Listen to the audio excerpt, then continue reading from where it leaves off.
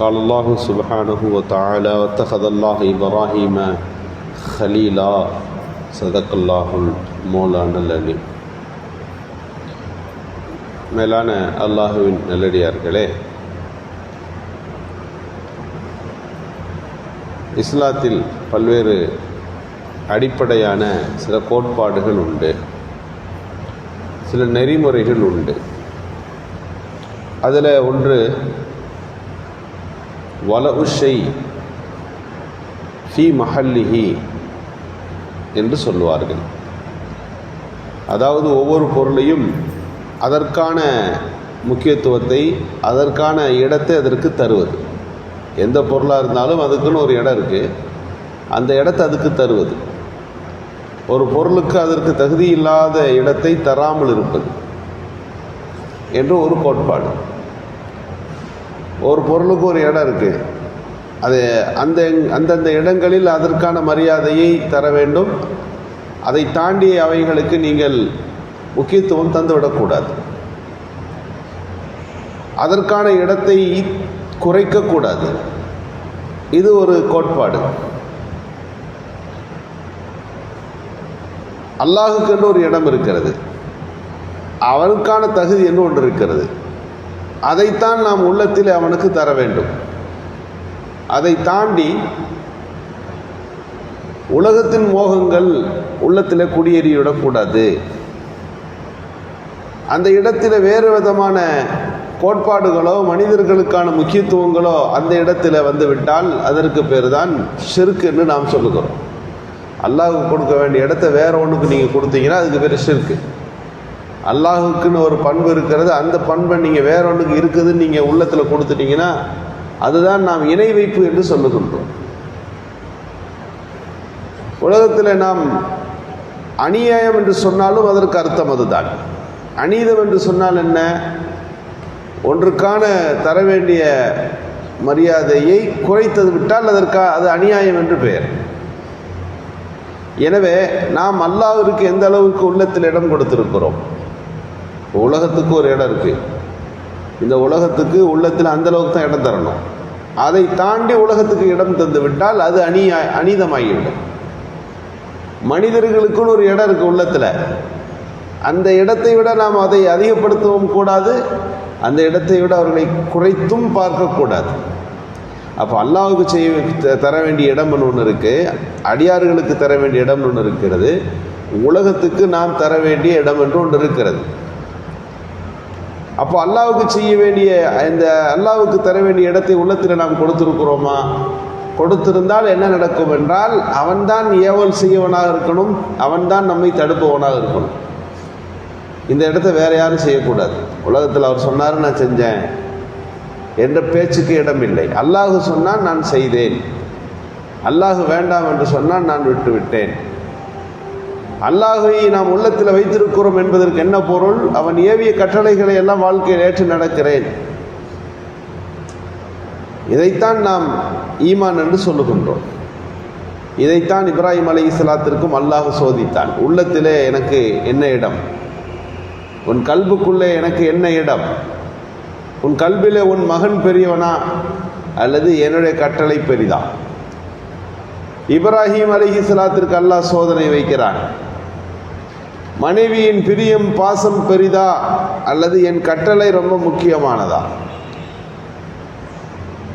உங்களின் உயிர் ரொம்ப பெருசா அல்லது உயிருக்கு எதிரில் என்னுடைய கட்டளை ரொம்ப பெருசா? இப்ராஹிம் அலைஹிஸ்ஸலாத்தை பார்த்து அல்லாஹ் இப்படித்தான் சோதிச்சான். வத்தஹதல்லாஹு இப்ராஹிம ஹலீலா. எல்லா சோதனையிலையும் இப்ராஹிம் அலைஹிஸ்ஸலாம் வெற்றி பெறுகிறார்கள். அல்லாஹ் அறிவிப்பு செய்தான், இப்ராஹிம் என் நண்பர், இப்ராஹிம் என் நேசர் அப்படின்னு அறிவிப்பு செய்கிறார். ஆனால் இந்த வார்த்தை அல்லாஹ் சொல்வதற்கு முன்பு இப்ராஹிம் அலைஹிஸ்ஸலாத்திற்கு நடத்தப்பட்ட சோதனைகள் அதிகம். நெருப்புக்கு அவர்கள் உடலை கொடுக்கிற ஒரு சூழல், கைகளெல்லாம் கட்டப்பட்டு விட்டது. கடைசி நேரம் வரை இப்ராஹிம் அலைஹிஸ்ஸலாத்திடத்தில் எந்த விதமான ரியாக்ஷன் இல்லை. மலக்குகளெல்லாம் கேட்கிறார்கள், நீங்கள் ஏதாவது சொல்லுங்கள் என்று. ஹஸ்பி அல்லாஹ், அல்லாஹ் எனக்கு போதும், அவன் பார்த்து கொண்டிருக்கிறான். இந்த ஏற்பாடுகள் அத்தனையும் இங்கே செய்யப்பட்டு முடித்திருக்கிற அத்தனையும் அவன் அறிகிறான், அவன் எனக்கு போதும். எந்த விதமான முறையிடலும் இல்லை, எந்த விதமான பிரார்த்தனையும் இல்லை. அவனிடத்தில் முழுமையாய் ஒப்படைத்து விட்ட இப்ராஹிம் அலைஹிஸ்ஸலாத்தை அல்லாஹ் அந்த நிகழ்ச்சியில காட்டுறான். இரண்டாவது, தன் மனைவியை கொண்டு போய் ஒரு பாலைவனத்தில் விட்டு விட்டு வாருங்கள். இங்கே சோதனை வருகிறது. மனைவியின் பாசம் பெரிதா, அல்லாஹுவின் கட்டளை பெரிதா? அஸ்லம்து லில்லாஹி ரப்பில் ஆலமீன், அல்லாஹ்வுக்கு அப்படியே கட்டுப்பட்டேன். கொண்டு வந்து மனைவியை விட்டு விட்டு போகிறார்கள். இது அல்லாஹுவின் கட்டளையா என்று கேட்கிறார்கள். ஆமாம் என்று சொன்ன உடனே, அப்படியானால் அல்லாஹ் எங்களை பார்த்து கொள்ளுவான். இங்கே நாம் இப்ராஹிம் அலைஹிஸ்ஸலாத்தை பற்றி சொல்லுகின்றோம்.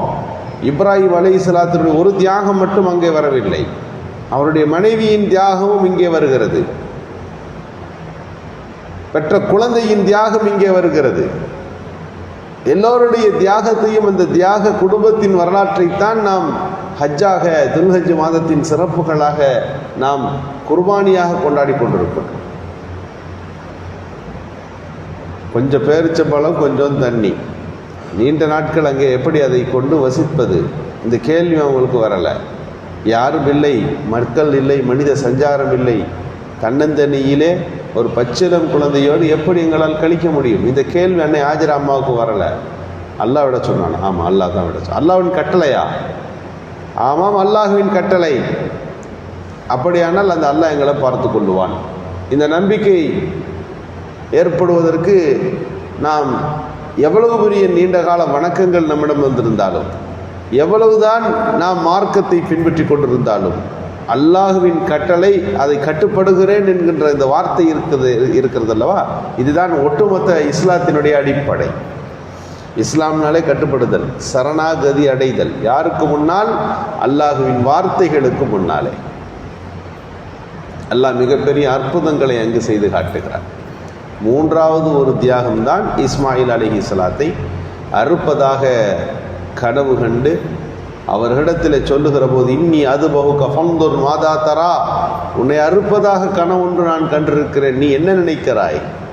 யா அபதி ஃபால், யா அபதி, யா அபதி, என் தந்தையை, ஃபால் மாத் உமர், நீங்கள் ஏவப்பட்டது நீங்கள் செய்யுங்க.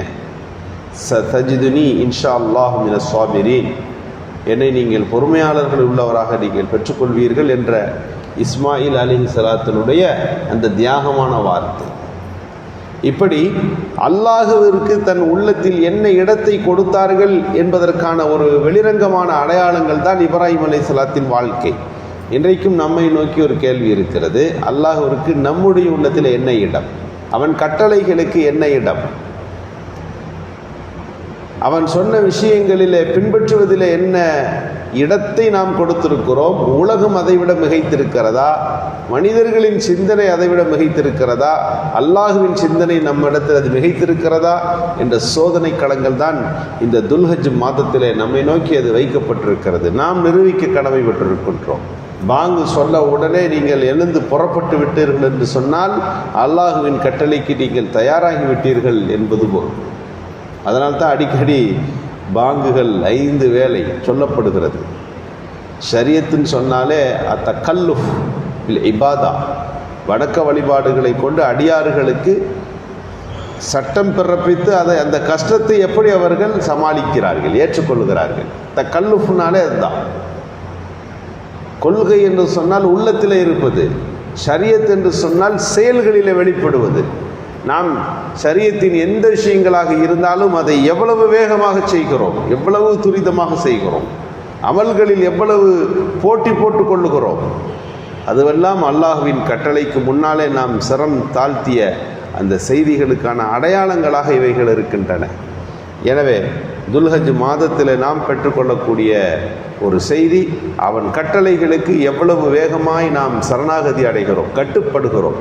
வேகமாய் கட்டுப்பட்ட இப்ராஹிம் அலைஹிஸ்ஸலாத்தின் வாழ்க்கை தான் அதற்கு முழு முன்மாதிரியாக இருக்கின்றன. எனவே அல்லாஹுவின் எல்லா கட்டளைகளுக்கும் முழுமையாய் செவிதாழ்த்தி மனதளவில் அவைகளுக்கு நாம் முக்கியத்துவம் கொடுத்து அமல்களில் அதை விரைவாய் கொண்டு வருகின்ற நல்ல தௌஃபீக்கை அல்லாஹ் நல்குவானாக. சுப்ஹான